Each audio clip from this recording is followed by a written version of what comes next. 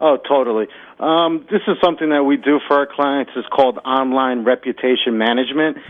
There could be a bunch of blogs out there that may say some things about a client that we know that aren't true, and then we basically employ different strategies that we're able to do to kind of knock down that listing on the Google ranking search page. And also, if we have to, if it's warranted, we'll have our lawyers, send them a message and try to take care of it that way. But it's something that you got to combat every day.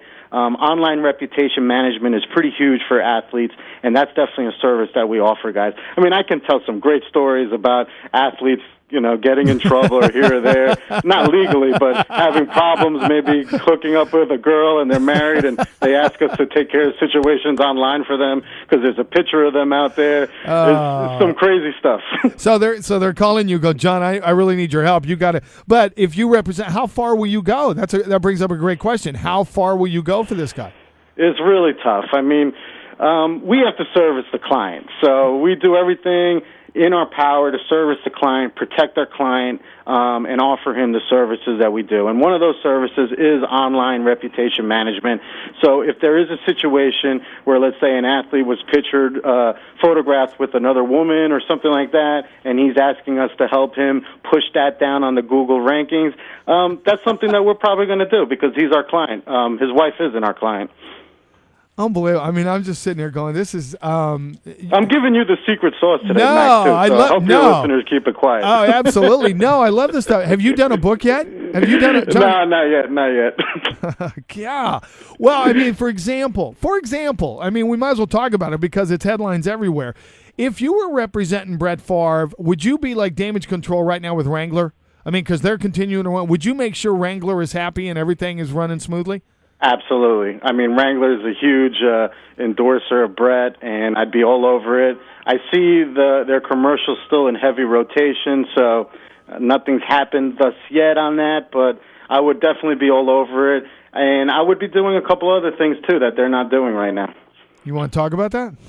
No, I can't talk about that. All right, but for example, I can't give away all my secrets. That's true. But that's true. But you would call ABC website and you would say, guys, look, do you really need to run this story? And they may say to you, John, look, we've got the coverage, we've got the story, we know it to be true. We're going to go with it. And then you're in a negotiation then with a website, as you call it, the online reputation management. You're trying to just say for your guys, look, this isn't true. Don't run it. And wow, that must be one of the hardest things in the world to do. It's really difficult. And at that point, if it gets something big like that, depending on the client may also have a PR agent, other people within his ecosystem. So we may be dealing with other people within his management team to figure out the best way to proceed. And it is really case-by-case basis. The Brett Favre stuff, I mean, personally, I know Jen Sturger. I've met her a bunch of times. She's a great girl. I find her to be honest. So I think that they are true, the pictures and the voicemails. Wow. Who represents her, John? It's actually a manager out of New York. His name is Phil Reese. He's a really good guy. How about that? All right, well, let's talk a little positive. That's great stuff. D'Angelo Hall, did he sign with you right away, right after he was drafted in 2004? No. We hooked up with D. Hall maybe a year and a half ago through another friend of his from Virginia Tech, David Clowney, who played on the Jets and just got traded to the Panthers, I guess. Mm-hmm. And Clowney's a client of ours. And then he connected us with D. Hall, and then actually D. Hall connected us with Michael Vick. Oh, are you representing Vick now? Well, we do some online work for Vick. Oh, good stuff. And has there been some damage control there? Yeah, there's been pretty much we were working with him since he got out of jail, trying to help him online. We just do his online stuff, and we've kind of tried to use the online as an opportunity to rehab his image through Twitter, Facebook, his website.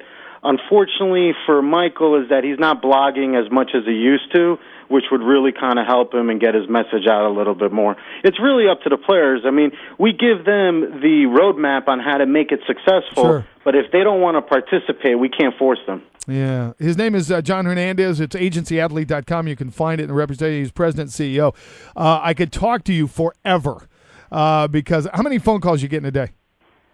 I don't know, maybe 100? like 50 to 100. I probably get about 300 emails a day. Oh, man. Well, how mine cut through, I have no idea. But I went right to the website. It was really, really interesting. And, to see. And your website's good. I mean, it's great. How many people are on your team, John? We've got almost like 60 clients, and we basically run kind of on a skeleton crew. So we run lean and mean, and as we grow, we'll add more employees. So it's we're trying to take this a smart way. We also have our own sports media platform at playerpress.com, where we basically feature all the blogs of our athletes on that site, Sure. And we also have fans publishing blogs themselves. So the fan content is right there side by side with pro athlete content. So if you go to that site, you'll see blogs from Sidney Rice, who's a client of ours. He just did a blog on Randy Moss coming to the Vikings a few days ago, and you'll see blogs from all our other guys. So we kind of leverage what we do on the sports marketing side, and we built this whole platform on the sports media side to kind of funnel the content through there. Sure. John, final question. You see there's a kid in college, man, you really, really want him. You would like to get in the door. What is the first phone call you have to make? Who do you go through to make sure that you can get at least in position for an interview? We try to go to the family. We try to reach out to the parents, uncles, aunts, the people that have the most influence over the client, over the athlete, and that's how we kind of approach it that way. A lot of the way we get clients, though, is kind of word of mouth, really. We work with a lot of agents. A lot of agents don't have time for marketing, and a lot of agents really don't even have the skill set for marketing. So we work with a lot of agents. I've been blessed that we've done a lot of work with Drew Rosenhaus, and he kind of sends us a lot of clients to work with. I've also done some work with Tom Condon, another agent, and there's a lot of an Octagon, which is a pretty big agency. Yeah, no Octagon. So we work with a lot of the agents. A lot of times the agents are our clients, and we're basically offering this layer of service for them, kind of a turnkey operation where they don't really need to worry about. Yeah. Well, John, absolutely great stuff. I got one more story if you got time. No, absolutely, we got time for you. Okay, I got one more. I want to explain something that we did really fun in the NASCAR world. A few years ago, we've been kind of figuring out ideas of how to create opportunities for NFL players within the NASCAR community. And we were doing a lot of sponsorship work on some of the Sprint Cup cars. And at that time, Best Buy was a primary sponsor of a car. And what some of these brands do when they're a primary sponsor of a car, I mean, that can cost them like $25-30 million a year. Yeah. If they have races that they're not really interested in, they'll give up a race here or there to try to recoup some of their sponsorship investment.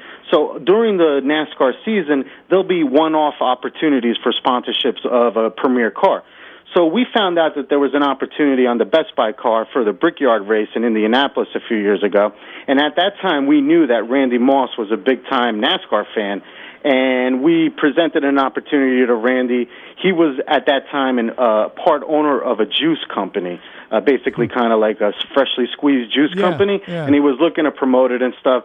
So we were able to get him a sponsorship of the car. We did a full-color paint scheme of Randy Moss on the car, lime green paint scheme, Randy Moss's picture on the car, sipping the juice. It was really great. It got a lot of play in the Indianapolis market. He was able to leverage it a lot in all different ways. And it was the first time an NFL player's likeness was on a NASCAR Sprint Cup car. And then now, a few years after that, Randy Moss has his own nationwide team, I believe, or ARCA team. Yeah. And who was the driver for that car? I think it was Jeff Green. Oh, how about that? And the NASCAR guys will push the envelope anyway. So, NASCAR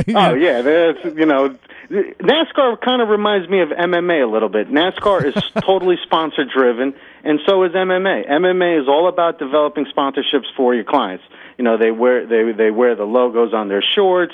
when they're fighting and stuff, and that's really how they make their money. Yeah, we can all learn a lot from NASCAR and the way they've touched fans. So that's for Definitely. sure. John, I tell you what, it has been great. I want to get you back on, soon because there'll be other things that'll come up, and I'd love to really get you back on.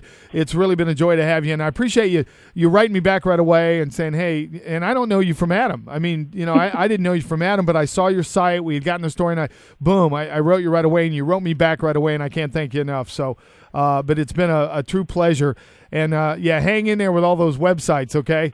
Well, thanks for having me, Mac. I really appreciate it. Anytime you want me to come back, I'd love to. Okay, we'll talk soon. Yeah, you can be our agency insider. You'd be good. Not a problem. Not a problem. Thank you, John. Okay, take care, Mac. All right, John Hernandez, who is president of agencyathlete.com.